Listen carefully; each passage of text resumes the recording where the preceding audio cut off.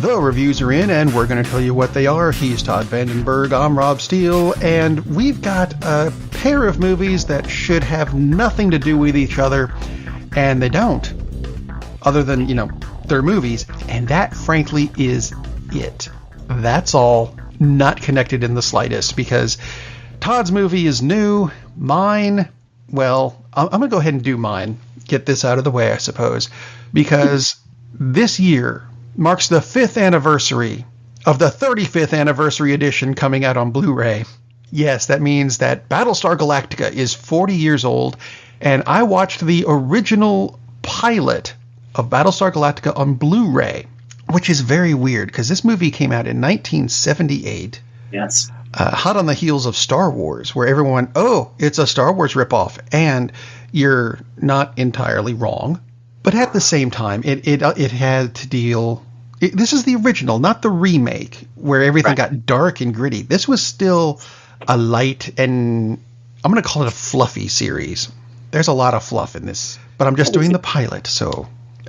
we only have to worry about Lorne Greene being Commander Adama, and you look at the movie poster and go, he's surrounded by girls. One of them is his daughter. The other one is a prostitute. I'm just saying. Athena and Cassiopeia. Cassiopeia being a prostitute they picked up on a planet. Don't think too much into that. No, there was not a sex scene with Lorne Greene in it. Thank you. Thank God. Yeah. The story, if for some reason you've missed it, starts way out in space. It may be the future, it may be the past. We never really find out in this version. I'll get to that in a little while. Battlestar Galactica started with the destruction of the 12 colonies of mankind, and they took the remnants and put them in ships, and they're going to go look for the legendary 13th colony, which is Earth. And that's basically the premise for the series. In this episode, we get to see the attack on Earth and the attack on the fleet, which was all decimated by the Cylons, who I thought in the original made much better bad guys than in the later version, even though they're all robots, so they should all be the same size and all be the same girth, and they're not. Which, fine, whatever. I thought it was kind of cute. But the red eye thing that goes back and forth, and if you look it up, you'll see it, and you'll go, oh, that's where it came from. Because I don't know that I've seen that in anything before. Have you seen it in anything before this? Don't recall ever seeing, not with that motion back and forth thing. Now it was very creepy. Oh, very. And they stole it and put it on the front of the car in Knight Rider, which was the same sound effect, which was very weird. Cheap. But there's let's see how to describe this. There's the battle stars are basically battleships in space, and there was a fleet of them that they were going to make peace with the Cylons. The Cylons basically all went, screw that, and blew up all of them except for the Galactica. Oh, look, it's the name of the show. Commanded by Commander Adama, and there's a bunch of pilots who fly the little fighters, which are called Vipers, just because. Richard Hatch plays Adama's son, Captain Apollo, and then there's his best friend, Dirk Benedict, who plays Starbuck, who is a guy in this version, because... it's a thing. He's the one who finds the prostitute, by the way, not Adama, who they never even got together, Adama and Cassiopeia. I'm just saying. At least not in the pilot episode. Anyway, there were a few things about this version that were weird because of the Blu-ray. I don't think they redid all the scenes. There were a lot of recycled scenes. Like, oh, look, there's a Cylon ship chasing one of the Colonial Vipers, and it gets blown up. And they showed that. I counted 6 times using the same footage, which, if you're going to cheat, I suppose that's a way to do it. Trying to save money, because this movie, which was made for TV, although it had a theatrical release, cost $14 million, which in 1978 money is a lot. But not enough to make the full-blown Star Wars type movie, which is what they wanted to make. They were trying to capitalize on that, and it worked. It was an immensely popular series that for some reason lasted a season.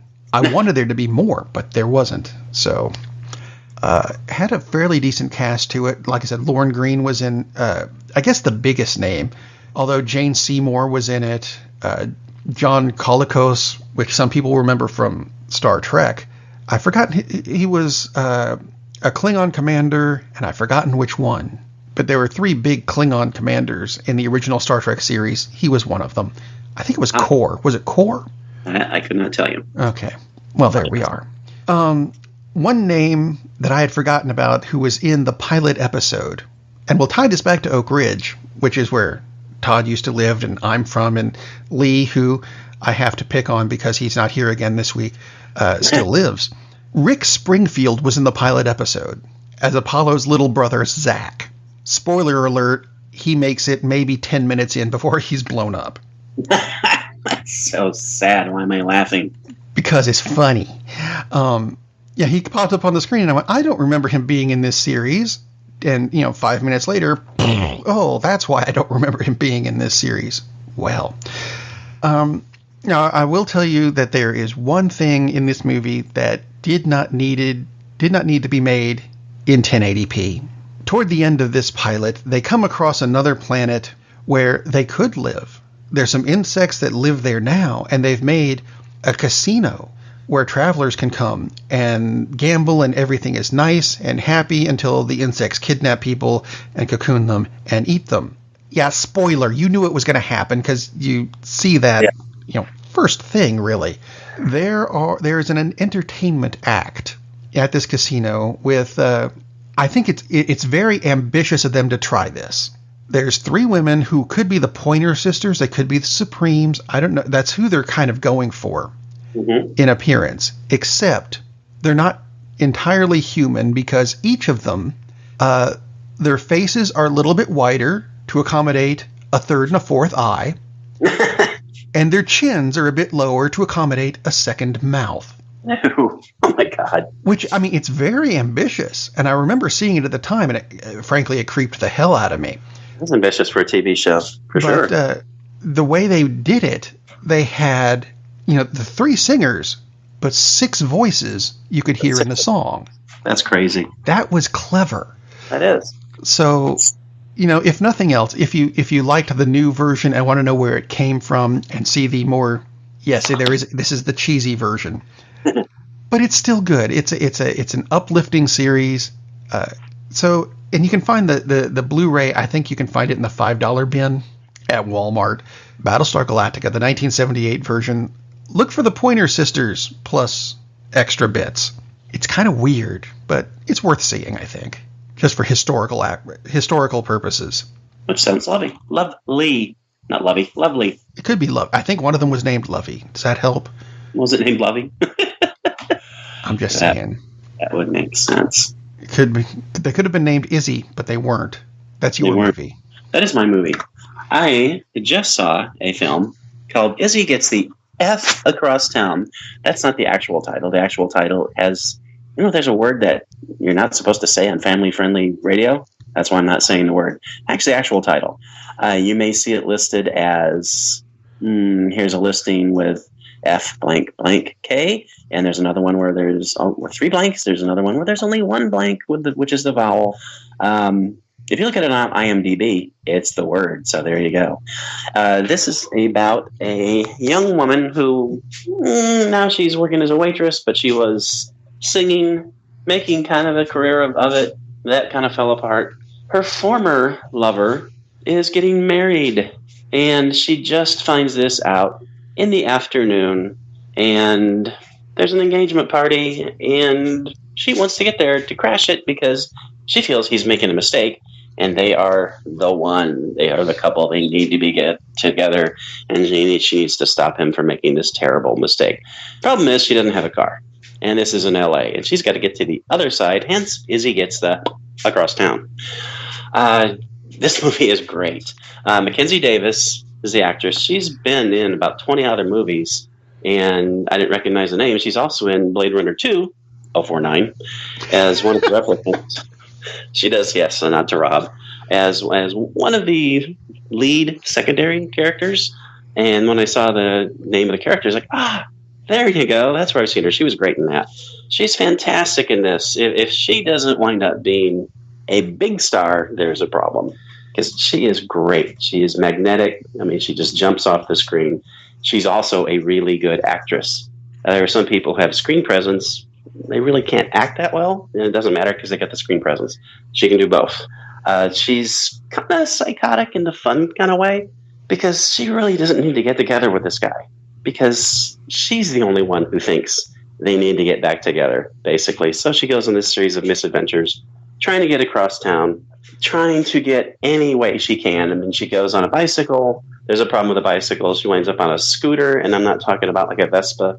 I'm sorry, it's not a scooter. It's actually a skateboard. No, it's not a moped. It's a skateboard. I said, yeah, one of those. She's also walking.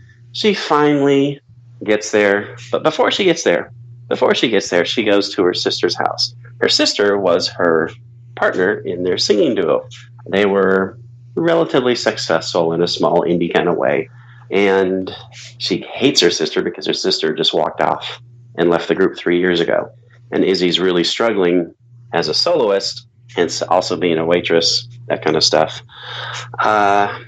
So they have a very, very bad relationship.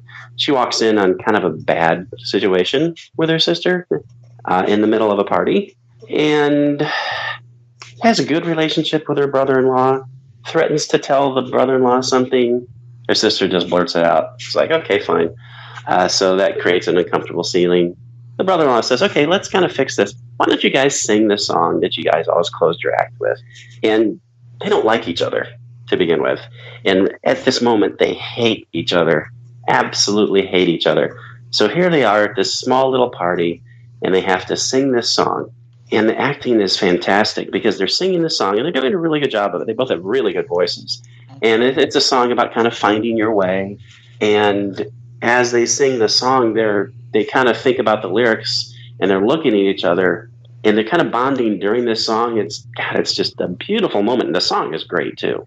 And so it fits. It's not like some storybook goofy thing, because this is just a minor point, but they do patch up the relationship enough where her sister lends Izzy her car so she can get to this engagement party. And again, that's not like, oh my God, giant spoiler. I was like, whatever, you knew it was going to happen. But that song is beautiful. I mean, it's very well done, and the acting while they're singing, it's just fantastic. She gets to the party, and things ensue from there. But so it's about her journey. But of course, it's about more than just her journey in these few hours. It's about her journey through life. And there's lots of discussions about if fate is real. So it gets into kind of some heady areas without being overly done. But Mackenzie Davis is just like off the charts great in this. And that moment, that song is just fantastic. It's beautiful. It's one of the best things I saw in any movie from last year. Weird thing is, this was a movie...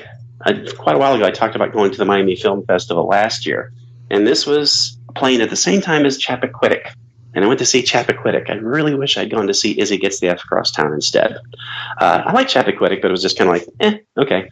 This movie, I think it's a great movie, and especially because of the performance of the actress. And yes, I'm going to say her name again, because I want you to remember her name. Because the next time you see a movie with Mackenzie Davis, you need to go see the movie. She's great. And please definitely see. It's streaming on a lot of different services right now. Izzy Gets the F Across Town. That moment with the song is just beautiful. Absolutely beautiful. And this is from a first-time writer-director. And it's pretty amazing that he came up with this. Because it sure doesn't look like something that someone did on their first shot out of the box. So, just, again, really well done flick. Anyway, that is my movie. So you've got a movie with a good song in it, and I had a movie with a good song in it, so they are tied together. They are tied together, barely. Yeah, in that yours had a good song, and mine had a really weird song. But they do tie together, because they're both movies, and they have weird things in them, but... That'll count. I will try to find the pilot, because, man, it's been a long time since I've seen the pilot. It has. I don't know that I've seen the pilot since I saw it in the theater in 1978. Wow. That's a while. Back when I was in Oak Ridge, I went to Oliver Springs because that was the theater that aired it because the Oak Ridge Theater wouldn't do it or something like that. Was the Oliver Springs Theater, did they have the 3 screens at that point? I think they did. Yeah. And you can't go there now. It's a bowling alley or something. Yes, it is a bowling alley, I think. Wow. Anyway. I feel old because, that's a thing. Anyway, 2 good movies to see, and you've got a weekend to do it. Your mission, should you choose to accept it. Ooh, that's the wrong movie altogether. Totally Doesn't matter. You know what? If you want to see these, you should see them. If not, get out and go see another movie.